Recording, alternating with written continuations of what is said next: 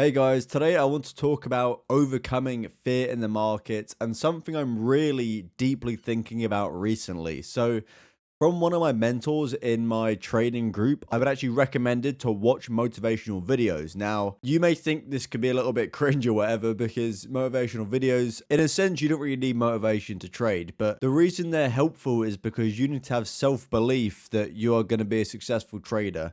A lot of the reasons that come around fear and things like that is because you're scared of losing. You're trying to avoid losing as much as you can. And that's something that I'm actually noticing I'm doing. For example, if I'm seeing a setup in the market that I should be taking, I will try overanalyze it or overthink it to try avoid the pain or avoid the loss as much as I possibly can. But trading is simply probability, and you need to play the odds and the risk to reward so that a long period of time you'll make money. There's a clip actually for Mark Douglas I'd like to show you quickly, and he explains fear in trading very simply and also what it really comes down to. I've got a technical methodology that gives me winning trades, let's say 65% of the time. I don't know which of those, of the next 20 trades or 25 trades that come up, I don't know which ones are going to be the winners and which ones are going to be the losers. If I'm going to trade my methodology appropriately, it really obligates me to take every single trade. I can't be picking and choosing my trades based on what I think is going to happen, because hopefully I've already established you don't know. Fear has an effect on the way we perceive information. When we're in a state of mind of fear, we are perceiving information in a threatening way. The up and down ticks that the market offers us are not inherently pleasurable or painful by their nature.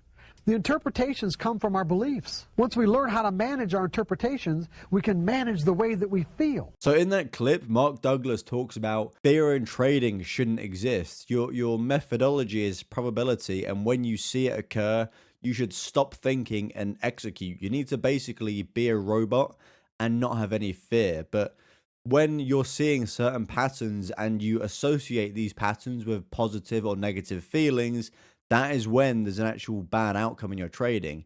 The up and down ticks of market movements shouldn't create an emotional reaction within you, because that emotional reaction is usually from past trauma. And that trauma may have been a few months ago or a couple of years ago. You had a major loss when you saw something occur, and you should actually be trading it. So losses can happen from a methodology that you've been trading for ages, and some of these losses, if they're not managed correctly, can cause an indent in your psychology and cause a lasting effect on your ability to basically trade the market. I go through YouTube quite a lot and just browse random trading videos, and I came across a video that is about trading psychology by Dr. David Poole.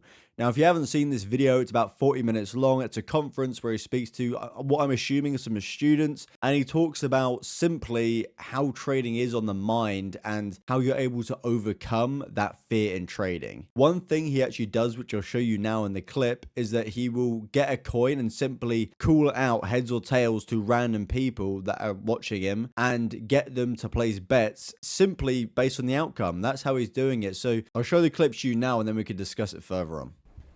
So, the man in the green, heads or tails? Tails. Tails. The market's going to fall. The bear in the green. So the man in the green says the market's going to fall. Tails. How many would you like to bet, madam? 1, 5, 20, 75? 20. What we're doing is we're simulating a trading system that's right 50% of the time, that makes us twice as much when it's right as it loses when it's wrong. So, the man in the green, are you feeling lucky, lad? Okay, don't take it too personally now. That's not a great throw, not a great throw. Pound coined is much easier. Sorry, mate. It's going up. You lost. Sorry. The man in the red, heads or tails? You, sir. You'll never wear that red pullover again. Heads or tails? Pardon? Heads. So yeah, as you saw in that clip, he would point out random members of this conference he's at and ask them to call heads or tails. The whole idea is that the methodology he's practicing has a 50-50 chance, but the risk to reward. So every time an audience member wins, they get double whatever they place the bet on. So if you've got a risk to reward of 1 to 2 and you have 50-50 win rate, you may have clusters of wins and losses which are completely random, and you need to be able to be comfortable with that, because the actual cluster of the wins and losses is what actually breaks a lot of traders, not the randomness. The randomness a lot of people can face, but it's the clusters of the wins and losses which are very hard, because when you have a cluster of losses, people will think it's actually a pattern and they're doing things incorrectly, meaning their methodology doesn't work and they need to change things, right? That's something that I, in a way, have experienced a lot in my past. If I have a negative recent trade in certain thing, I'll think I'm doing something wrong and I think I should change something. You shouldn't be changing anything. You need to stick with it and stick with those probabilities. Now, there's also another side of this coin. So what if you have a group of winners? Well, a group of winners sounds great, doesn't it? Because all profit. But a group of winners can also have a negative side in your psychology, because you can basically think you're invincible and you're a god, and you may increase what you're risking on your next trade if you're in a win streak, because you think you can't lose. And this is when you have a big loss, when you should only have small losses in your trading system.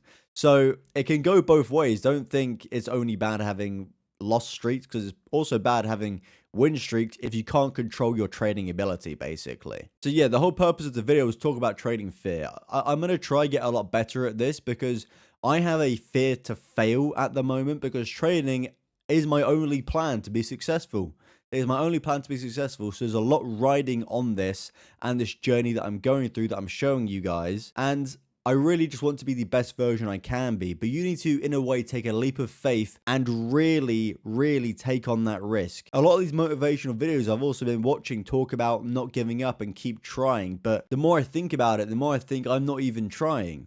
It may sound weird, but I think if I'm not willing to actually take every single trade that I see and every single risk opportunity, I am not truly trying, because you need to be comfortable that there is a possibility you'll fail. I'm trying, in a way, subconsciously, to not fail my FTMO challenge, when really I should be okay failing it and really take a leap of faith and trust in my system. Thank you for watching this short video, guys. I hope you enjoyed it. Leave a like if you liked it. Leave a dislike if you disliked it. I'll speak to you guys very, very soon.